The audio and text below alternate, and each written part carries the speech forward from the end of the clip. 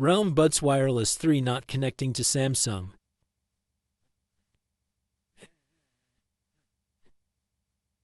If the Bluetooth earbuds device is not showing up, then reset your Bluetooth earbuds device.